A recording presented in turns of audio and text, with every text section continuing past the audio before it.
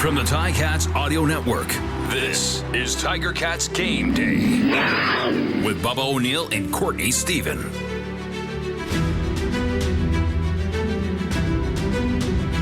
When the CFL announced a 14-game COVID-shortened season, it was expected that the divisional races would be exciting. In the East, what drama as the old rival Tiger Cats meet the Argos with number one in the East on the line. Welcome to Tiger Cats Game Day. He's former Ticats defensive back turned analyst Courtney Stephen. I'm Bubba O'Neill. Holy backing on number 22. What excitement tonight at BMO Field. It's always fireworks when the Argos are playing home to the Tiger Cats. I'm looking forward to this one. The trip down to QEW was the first drama of the week. They weren't sure if the GO train was going to be up, if it was going to be down, but they called the GO train up off the IR, and it's going to be there for the lights. It's exciting, and I'm ready for it. As we do here on Game Day, we're going to look at different aspects of the game, obviously look at both teams, examine the head-to-head battles, and of course, Court, who is undefeated in his predictions, will continue to try to stay that 100%. Let's take a look at the lineup, and I think right out there like a big sore thumb for the Hamilton Tiger Cats, no Don Jackson, 200 yards rushing in his last two games, 56 yards receiving. He's got the groin injury. But as the head coach will say, and the team will say, next reality. Honestly, it was exciting to watch Don Jackson over the last couple of games. He's definitely somebody who can bring some spice to the field. He adds a different dimension to that offense. He's an explosive player. But in the CFL, it's really a game of depth. The rosters aren't as big as they are in college or in other leagues. So you have to have guys who are high quality. You could do a lot of different things for you. I think that's what you have in Sean Thomas Erlington. He's a guy who's played in this league and done well. And so it's going to be another opportunity for him to get back on the saddle and really tote the ball the majority of the times. Darius Sirocco, the center, out for a second straight week. But boy, I'll tell you, I had some concerns about the offensive line. They might have put in their best performance last week against BC with that reworked offensive line. Darius Sirocco is a great offensive lineman, but again, they've played well as a unit all year long with different people playing different positions. Oh, a ton of different lineups. It's like Yahtzee. Every time you go, it's just, you're going to get Brandon Revenberg and four other guys. It's good to see Chris Van Zyl back, somebody who can really be an anchor to that outside edge. And then they get Yarborough back, who's somebody the coaching staff is really excited about. So it will be a key to victory for the Ticats to protect the quarterback. They have a great explosive offense, but they do give up more sacks than Toronto. And that's one thing of note, especially considering that Toronto defense does a good job of putting pressure on the quarterback. That's a recipe for, potential trouble. So we'll see how they're able to manage the pocket. I think part of that comes down to the fact that Jeremiah Masoli would rather take the sack sometimes instead of making an errant throw. And that shows up in his completion percentage and the lack of interceptions. But nonetheless, you got to win a field position battle. And if you get a sack on first down, it's very hard to complete second and long in the CFL. So I'll be watching the offensive line to see how they gel and how they play from early on in this one. Well, that offensive line of the Ticats, I think they might benefit, and we don't know why. Now, his numbers aren't as big as they have been for many other seasons in his career, but Charleston Hughes can certainly put pressure on the quarterback and cause havoc on the offensive lines. For unknown reasons, he won't be playing. Yeah. And you know what? That's a big hit for the Argos, but I would say there's one player who, I don't know if he's an unsung hero, but last game you had Cordero Law, who's a veteran of the CFL, step up and have a huge performance in what could have easily been a loss if it weren't for 3 or 4 plays going the other way in the Argos' favor. Cordero Law had 5 tackles, 2 sacks, and a forced fumble last game. He plays on that defensive end. He's somebody who not only can be an impact inside the box, but he can have the range to get out to that sideline, run past those receivers who are blocking the DBs, and really inside out make plays on those flat routes and those screen passes and those tosses. So he's somebody I'm looking to see Chris Van Zyl and Cordero Law go head to head. That's going to be a clash of titans, something that I'm excited to watch play out. And Law's got the unusual body type. He's only going at about 6'1", 250, 255, 260. Not really the big, tall, rangy pass rusher, like more of like a bowling ball. Man, he's got a motor. And I'll tell you, he's a veteran leader, one of those guys who he makes it tough for you to play undisciplined. When you're in the same locker room as Cordero Law, I had some time to spend in the same locker room with him, on the same lineup with him when I was in Calgary. And, he's just a guy who brings his hard hat and lunch pail to work every day. He hustles.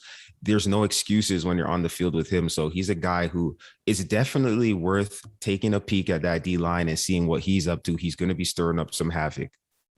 DJ Foster returned to the lineup to run the ball for the Toronto Argonauts. They lose White, who was their leading rusher technically. Is that just a trade-off either way?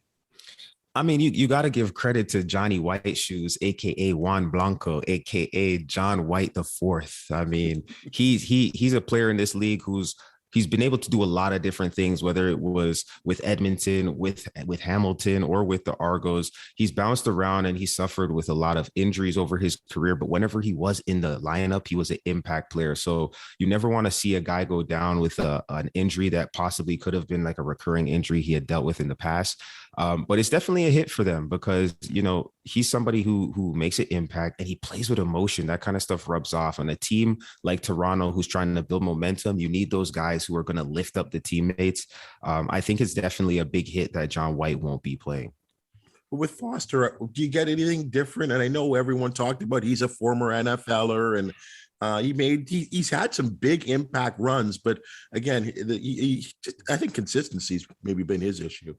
Yeah, and with all due respect to him, like he'll be a guy who'll fit in and he'll do his thing. Maybe he'll prove me wrong and be, outstanding. But I was more impressed with AJ Ouellette, who came in the game when John White was hurt, and this guy rushed for 100 yards. And I mean, he's a guy who really just took the opportunity that was granted to him, and he, well, for lack of a better word, ran with it, and made the most of that opportunity. So I think that's a credit to the offensive line over there in Toronto, and a credit to their coaching staff for having guys prepared to hop in on a moment's notice. So I'm looking forward to seeing, offensive lines on both sides, who's going to establish the run. But let's be honest, the Ticats and the Argos, they've played close games in these last couple matchups. In this one, if it gets away early from either team, we're not going to see too much running. We're going to see McLeod Bethel-Thompson and Jeremiah Masoli airing that thing out. And that's kind of what I'm looking forward to. Let's take a look at our trends. And we've talked about the Tiger Cats rolling. They've won 3 straight games at this point right now. And a lot has to do with the offense. You talked about Jeremiah Masoli at times, protecting the football. He's now gone 5 straight games without an interception. When he's spreading the ball around, he's been hitting on anywhere from 7 to 9 different receivers. I think this has a lot to do with what's going on with this team right now. Outstanding performances by Jeremiah, stacked on top of each other week over week. I think it was great to see Speedy B get back in the mix. He's extended his streak of, I think, his 54 straight games with at least 1 catch.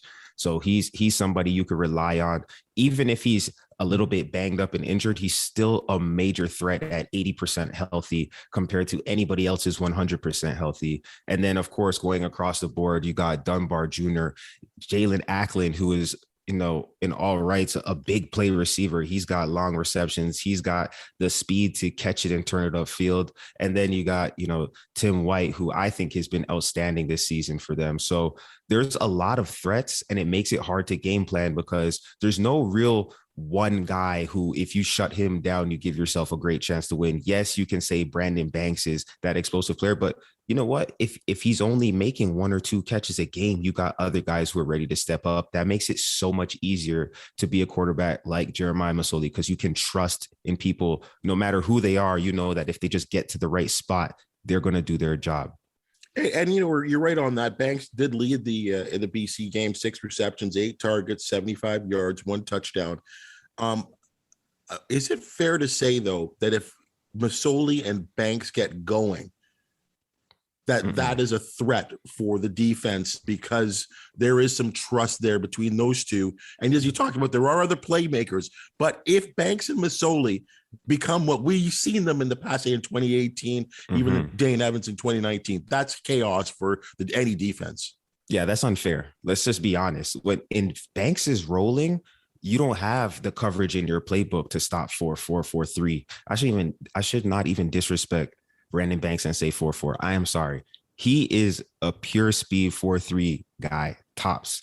And when he's rolling at 31 years old. Yes, listen, if you warm up them hamstrings, if you get in that hot tub, if you get on that foam roller and let him get rolling, I have no doubt in my mind that he's a 4-3 player. I'll put him up against pretty much anybody in this league, the lucky Whiteheads. I don't know who else is even in that caliber of speed between those two guys right there. They're people who can give your best DB windburn, as coach likes to say. So if they get rolling, it's going to be a problem. And I think one thing that's going to help Brandon Banks get his mojo going is the fact that he's also returning kicks. Frankie Williams still out of the lineup. And now with Banks back there, again, getting more touches of the football, it gives you a chance to see the field, get that first hit, shake off the rust a little bit, and then, potentially get into your vibe, get into the mojo of the game. Because, man, Brandon Banks has been here before. He's a big play guy. And when big play guys get in big games like this one, the Ticats need to bust this open early. If they leave it too close into the end, I'm sorry, but they are not looking good in close games. They have to win by a lot. And I know we'll get to the prediction at the end, but let's talk about these last three games. They both have beaten Ottawa and BC. Okay. The third game that was different was Hamilton played Edmonton, a struggling team, beat them the way they're supposed to. And Montreal played against Toronto, and Montreal beat Toronto pretty decent, pretty handily. And so what we're seeing here is teams that, we're both fighting for this top spot in the East, but the Argos, 4 games over 500, are -22 in a point differential. Like, they've allowed more points than they forced, and they're 4 games over 500. So I think that the Ticats need to apply some serious pressure and really find out if the Argos are who they say they are, and not make this a close game, and not feed into the headlines of, they've beat them the last 2 out of 3 times, and really just force the issue. If they really want to take this first place, they're going to have to go out and grab it. Well, let's look at things from the Argonauts side of things. And you're right, they're 8-6 right now. They've won 4 of their last 5 games overall. But adding to what you were getting at, they've had 6 wins by 3 points or less, including 2 against Hamilton. I mean, there is something to be said about knowing how to win the close games. Yeah, and to be fair, a win is a win. And no matter how you get it, no one's going to look back and say if it was a pretty win or an ugly win or a close win or a big win. It's just a W, right? So hats off to them for getting those wins. But let's think about it. In BC, they almost gave the game away on mismanagement of the clock, and then in Ottawa, if Ottawa doesn't take a penalty on that big return that they had that brought them back into their own end and flipped the field and completely changed the momentum of the game, then Toronto goes out and has an explosive fourth quarter. Who knows how that one ends up? So when you're a team who is kind of, in close games, it's decided by penalties, turnovers, and 3 or 4 plays. All I'm saying is the recipe to win this game is don't take penalties, don't turn over the ball, and be on the right side of those 3 or 4 plays. And if you're able to open up a lead early, then it doesn't even come down to that, because I think these are 2 different teams than they were when they last met. In the Argonauts' last 2 games, their field goal kicker, Boris Beatty, is 10 for 10 in terms of field goal kicking. Boris Beatty is a weapon, an absolute weapon. Whether he's kicking field goals, I know that he has 6 field goals over 50 yards, and apparently the record is 8 on the season. This guy is just got a cannon leg. He can hit it from all over. And when you can get points from midfield, look at the confidence that gives to your offensive coordinator. On 2nd and long, you can really go for it and try and get it, because if you don't get the first down, you can still score points. Even on the kickoffs, he's starting opponents way further back than the average kickoff. So he's a weapon, and honestly, is going to be a battle of the kickers, because Bertolet hasn't necessarily had that same impact. I think it's in him because Jeff Reinbold holds his players to the highest of standards, and he wouldn't be there if he wasn't capable, but we need to see it from him. And I think today is one of those days where it may be a battle of the kickers. But I guess I'll dig deeper here. But if you've kicked 10 field goals over 2 games, isn't that a problem on the offense? Like your offense isn't clicking? Or I just don't know how to take that. And you're right about Beat. He's got the strong leg, and his accuracy is 14 to 16 out of his last 16. The guy's been unbelievable. But I don't know. You're kicking all these field goals. Aren't you supposed to get in the end zone? And that's what I'm saying, is that, the Argos are winning games, but they're squeaking by. It's not like they're coming out here and dominating teams and really asserting their will. They don't have that in them, or they haven't shown that to be able to, win in 3 phases of the game. Their defense has been making plays when they need to. Their special teams has been scoring when the offense couldn't finish the job. And I think the big threat is, does McLeod Bethel-Thompson really get clicking? I think right now he's a 61.9% passer. So he's okay. That's really nothing to write home about. Jeremiah Masoli is up around 73%, which is, almost 10 points higher. So when you're looking at the 2 offenses, you're looking at, Jeremiah coming off 300-yard games in a row, whereas McLeod's been kind of up and down, but he's getting some weapons back. And I think, with the return of a guy like Jawan Brescison in the last couple of weeks and finally working him into the rotation, the emergence of a guy like Curly Gittins Jr., you got DeVaris Daniels. Really, you pretty much, you almost got the whole 2019 or 2018 Calgary Stampeders receiving core. But that's for another discussion. But they've got weapons. And I think if they can get in a rhythm, we've seen McLeod do some really impressive stuff, but it's the consistency, and it's really getting in a rhythm. Guys like Ricky Collins Jr., you want to see him step up and be an explosive impact player. But it just has to be all of them at the same time. And I think that is what it takes for the Argos to blow this one open and claim first place in the East. Well, when you talk about Bethel-Thompson, 4 touchdowns thrown, 10 interceptions in his last 5 games. That normally gets quarterbacks benched. But he seems to have these little the third quarter, he throws for 200 yards of his 300 yards, or, he throws for 187 and 150 all comes in one quarter. Is he a journeyman? Is he a gunslinger? Is he a winner? I don't know what to make of this guy. He shows flashes of brilliance. You can't deny it. I remember the first game he played in the CFL. It was like he constructed some amazing comeback, and he was throwing like sideline darts that you just couldn't believe it. But it's the consistency thing again. Some great coaches have told me it's not about making amazing plays. It's about making good plays every single time you go out there. And that's the true mark of greatness. So for him, it's really been a thing of, if you're going to get sacked, just get sacked. Don't throw it into coverage and give up a turnover that's going to put your team in a bad situation. But to his credit, he's there. He's the guy. He's the one who's going to be under center or in the CFL in the shotgun, receiving that ball from the center. I think that if they still had Nick Arbuckle, then potentially, there's a little bit more pressure on him to show up, because there's a highly qualified guy who's done it already right behind you. But now it's like Antonio Pipkin. Yes, he's played in this league, but he's never been the guy the way that Arbuckle has. And I don't think that the coaching staff necessarily wants to put their eggs all in Pipkin's basket. So it's on McLeod Bethel-Thompson to step up and be who they think he can be. Let's look at our head-to-head situation, and let's take you right back into your days as a player. You've beaten a team 32-19, but you've lost to them 17-16 and 24-23. What kind of confidence do you go into tonight's game with?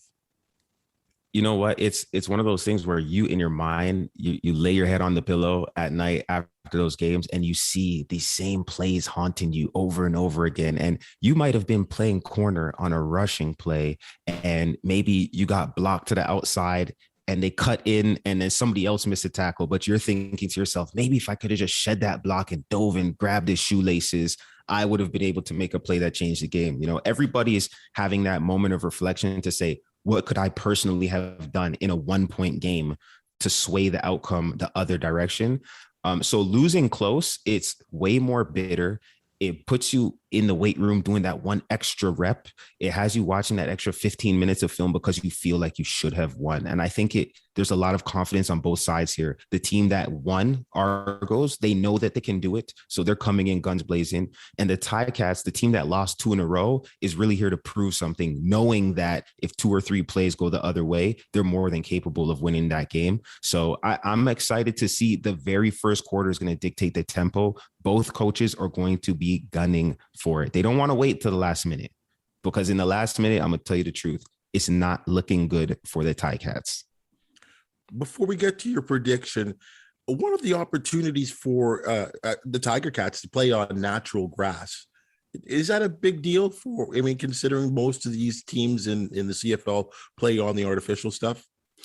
Yeah, I think play on grass is actually a lot more forgiving on the body. I think that for a lot of us, it's what we grew up playing on. But the thing about Toronto is the end zones. And I know it's been said, it's well documented that the end zones are not the same surface as the regular field, goal line to goal line. So you have to, change your footwork as you're transitioning into the end zone. As a defensive back, if you try to set your feet down quickly and plant, you may slip because the ground in the end zone, the surface is hard and your cleats aren't going to stick into the ground. So you might have to motor or pedal a little bit before you can get out of your break. So the advantage is to the receiver when you're transitioning from the grass to the turf. And to be quite honest, it's something that all of the players hate. Even the guys on offense who can use it to their advantage, I think they'd rather be somewhere where they don't have to think about these theatrics. They can just run their routes and do what they've always done as a kid. But aside from the fact that the end zone is a different surface than the middle of the field, grass is usually better to play on for the body. But we'll see if that's a factor. If you score from midfield and you're outrunning people, then you don't have to think about that kind of stuff. It's when you're backed up on your own 2-yard line, or if you're, going in from the 5-yard going in, that's when it becomes a factor. So you can take care of that by just scoring on big plays. Well, but I just want to hammer that one more time on you. As a wide receiver, though, because I know that these surface differences are there, will they try to play tricks on DBs this way? 100%, 100%. They will run and break that route off exactly as the DB's backpedal is transitioning from the grass to the turf, or they'll do things like running crossing patterns where you have to run through traffic and manage your balance while, navigating between flying bodies. So it's harder for you to keep up with the receiver. And, I don't think that they put so much emphasis on it that they get away from being who they are and doing what they do. But when the opportunity comes, there's always 3 to 4 plays that a coach keeps in his back pocket for a special situation. If they end up, let's say 10 to 5-yard line, there is a play for that in the playbook, and you can guarantee that you're going to see it. They're saying that this is going to be a sellout, and I think it's one of these COVID. They're keeping people socially distanced in this game, or at least in this stadium. I'm just going to predict here that if there's 15,000 people there, at least half will be Ticat fans. At least. That's a plus for Hamilton, isn't it? Bubba, that Toronto is Hamilton's second home. They have fans who love to travel. They love to go down to the BMO Field and grab a corn dog and some popcorn and a tall boy and watch these rivals. I mean, they've played hundreds of games together, and it's just another opportunity to see it live. So you can bet that there's going to be a lot of black and gold jerseys in those stands. But, credit to the Argos. They got a really nice facility over there. And so as a player, it's fun to play there. The lights, they shine different in Toronto. It's always an opportunity to make big plays when you're in the big city. So I expect this game to be everything that it's made out to be, whether it's a small margin of victory for either team or a big margin of victory. I expect there to be a lot of heart put out there because of what's on the line. First place teams tend to go to the Grey Cup. And so when you're playing for that bye week, you're playing for that extra game check, you're playing for an opportunity to go and get a ring. I expect people to be laying their body on the line, flying around and trying to become the next great superstar in the CFL. And you're right on that. The statistics do prove that the team that does get that bye and host the East final, the percentages are massive that you're going to the Grey Cup. Because I'll be honest here, Montreal to me can beat both of these teams. And if you are the Argonauts or Hamilton hosting the Montreal Alouettes, you better strap it on because it's going to be a hard physical game. And if you're that team that's sitting there with getting ready to host the East Championship, you're hoping those two teams clobber each other pretty good. Yeah, and there's no denying that when you get to be in your home locker room before a game, it's way better because you have the amenities, you have your own hot tub, your own shower, your own locker, you have all of the things that you're used to. You got your player room, you can go sit down on a couch, get your mind right. And it's not necessarily that you have to wake up in a hotel the same way how it is when you're on the road. So any advantage that you can get heading into a big game, you want that. Not to say that there aren't road warriors who can go and travel and make it happen, but why not play in front of your home crowd? Whichever team wins this game, they're going to have a huge advantage in the playoffs. And once you're in, it's a brand new season. All you got to do is win the next game to keep your hopes alive. So it's exciting to see. My close matchups that I'm watching, I got two of them. Chris Van Zyl, Cordero Law. It's going to be like, man, like, I don't even know, Godzilla versus Rodan. It's going to be two big men just going at each other's neck. And I'm sure that there will be a little bit of a chippiness there because these guys have played for a long time. I'm sure this is not the first, second, or third time that they've met. So it'll be a good matchup there. And then also the kickers, Bertolet and Bede, man, it's been close games in the past.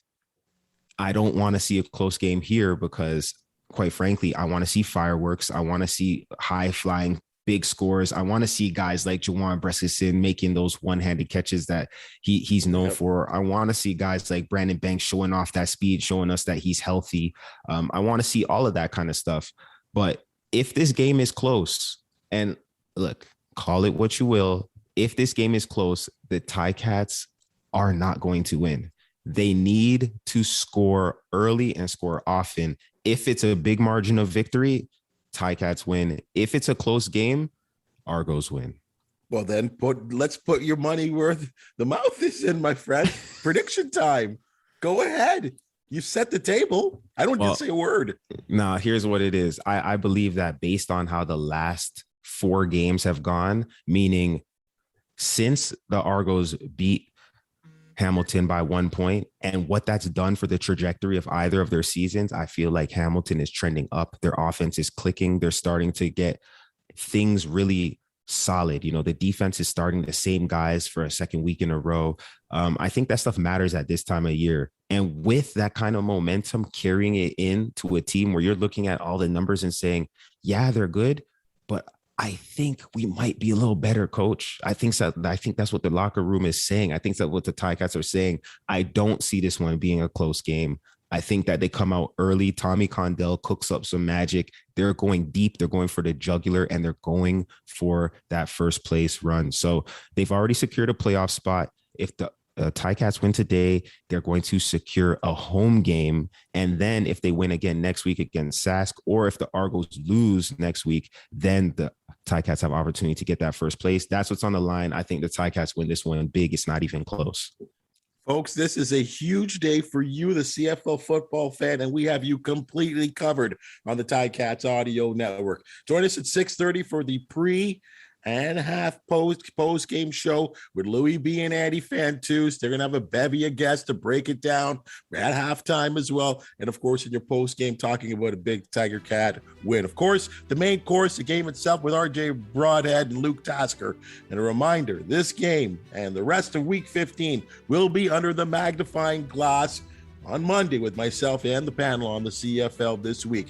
You can catch all of this content on the Tiger Cats Audio Network, on your favorite podcast catcher, and of course, YouTube. Like and subscribe. We like it when you do that. For Courtney Stephen, I'm Bubba O'Neill, and this has been Tiger Cats Game Day. Peace.